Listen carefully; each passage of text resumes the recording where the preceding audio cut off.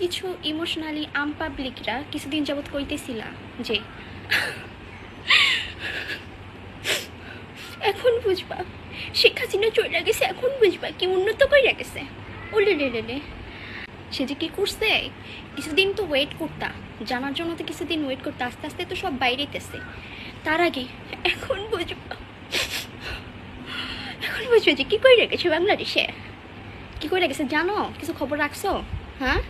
So যেই সব পাবলিকরা আইসা আমার কমেন্ট বক্সে করবে যে আপু তুমি ভুল, আপু এরকম বলতে হয়, এরকম বললো না, তারা ডাইরেক্ট আমার বলক মার না, আমি তোদের বলক মারমু।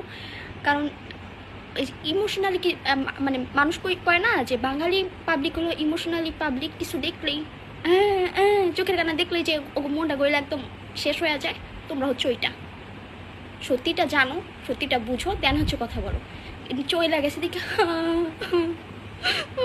কেন গেছে, কিসের জন্য গেছে, এমন নাটক কইরো না। সে কি করছে সেইটা আগে জানো, দেন হচ্ছে এমন নাটক কইরো। গত 50 বছরে 11,92,000 টাকা আমাদের বাংলাদেশ থেকে পাচার হয়েছে, বাট ম্যাক্সিমাম পোর্শন টাকা পাচার হয়েছে হচ্ছে আমাদের শেখ হাসিনা সরকারের আমলে থাকা অবস্থায়।